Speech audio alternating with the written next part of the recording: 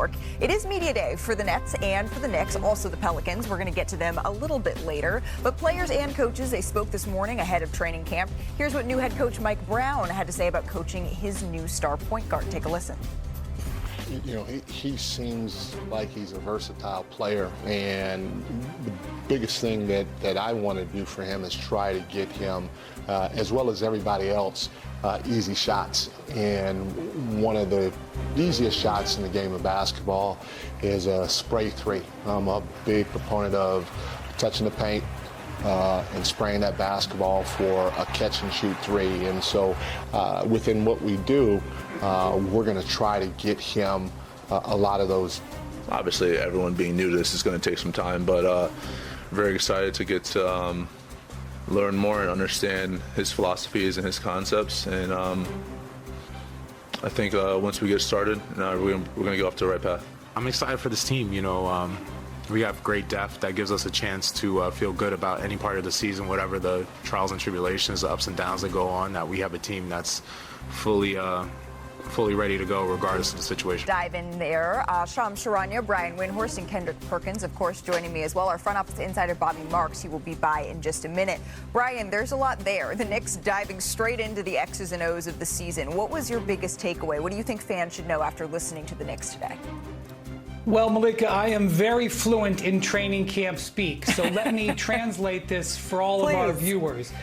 The Knicks are planning on making a very long playoff run, and so they want to begin September and October thinking about May and June. They don't want to say it like that, but they know that Jalen Brunson has one of the biggest workloads in the NBA. He actually was 17th in minutes last year, but he led the league in dribbles. You know what that means? It means that he did a lot of work in his time, and frankly, the idea of playing him less minutes than that is not likely, especially when he's the clutch player of the year and your team is built largely around him finishing games. So from October onward, they know they're not going to be able to play him less, but they want to stress him out less over the course of the next 6 months. Whether or not they actually follow through with it, we'll wait and see. But that's what the plan that Mike Brown and Jalen Brunson are essentially talking about. Well, if they plan on playing in June, I definitely don't want to hear about they sweet nothings about the offensive end. That's not the problem. I want to hear about defense. If you're going to play in the June, you got to be able to defend, and it starts with your two stars. And right now I'm looking at Jalen Brunson and Karl-Anthony Towns on what they did last year: smothered chicken, oxtails, and sweet potato pie. That's how sweet they are defensively. You look at Karl-Anthony Towns and you look at some numbers right here.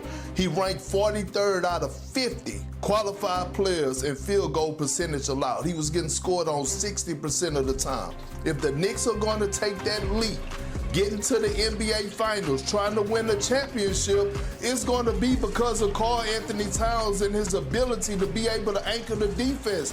We know that he's one of the most skilled bigs to play offensively of all time. One of the best, if not best, shooting big to play the game of basketball. But defense wins championships, and that's what I want to hear from now to this start, going into training camp, all the way throughout the course of the season when Mike Brown addressed this team is the defensive side of things. Well, there was another D word that came up a lot for the New York Knicks last year, and that was depth, Perk. This Knicks team, of course, it kept its core together, but they also added new bench pieces, and you have said that you wanted to see, particularly in the regular season, leaning a little bit more on the bench. So what else, Shams, needs to be done for this team before they start the season if they're going to have the long playoff run that Brian is saying that they're looking toward? Yeah, Malika, the Knicks need to finalize multiple key positions on their bench, and that's two players, Malcolm Brogdon and Landry Shamet. Malcolm Brogdon and Landry Shamet both signed deals with the intent and the plan for them both to be on the roster on opening night and this regular season.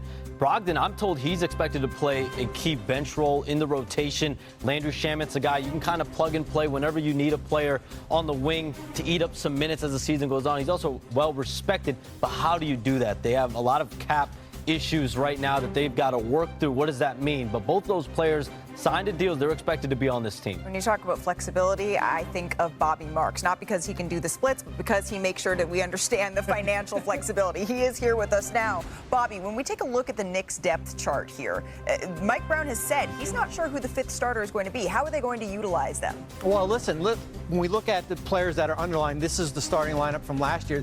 The second most points per game since 1986 and 87. They joined Denver last year. We talked about depth. Look at all this depth. They went out. Certainly Malcolm Brogdon and Landry Shamet. They bring back Miles McBride, and they signed Jordan Clarkson. I think there's some big questions here when we're looking at the Knicks offseason. I think there's 4 different things here. It's NBA Finals or bust when we're looking at it. I equate it almost to what Detroit did 20 years ago. Rick Carlisle out, Larry Brown in. They go out and win a championship. Who's the 5th starter? Is it going to be Josh Hart or certainly Mitchell Robinson? The revamped bench, last in minutes per game, and who is the odd man out in a trade? We're almost on the 1-year anniversary of the Karl Anthony Towns trade. It's not going to be as big, but New York does have to make a trade because of the second apron to keep Malcolm Brogdon and Landry Shamet on this roster. It's fascinating that even for a team that we talk about as 1 or 2 in the Eastern Conference, they still have this much left to address. Bobby, any splits for the road? No, we're not going to start our show with breaking news. Sandy Brondello out as head coach of the New York Liberty.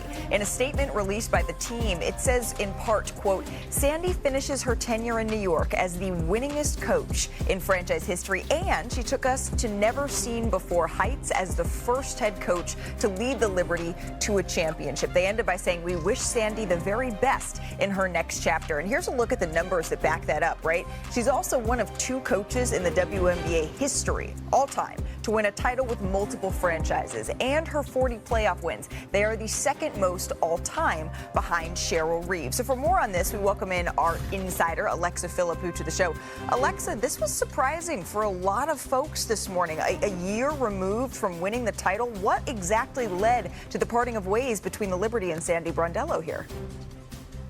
Well, Malika, I know you guys talk about this a lot in the NBA and in other sports, but it was really championship or bust for New York and for Sandy Brondello. And in fact, if they hadn't won the championship last year, we might have been having this conversation a year ago, which is maybe a little startling to fans outside, given how, excuse me for those noises, for how impactful she'd been for that franchise. But that is how bullish this organization is in New York, and how their ownership and management really are looking to just continue upon that success that they were able to get last year. We know that Brianna Stewart said the other day when they lost in Game 3 that they had Sandy's back. We actually just talked with Becky Hammond here at Ace's Shoot-Around. She said she did not love this move for Sandy, and really just spoke to the fact that she is such a quality person and quality coach, and that is such a rare mix for a head coach in all really sports to have. And so I think for New York moving forward, I would expect them to really, again, be bullish in who they go after. We know that they are a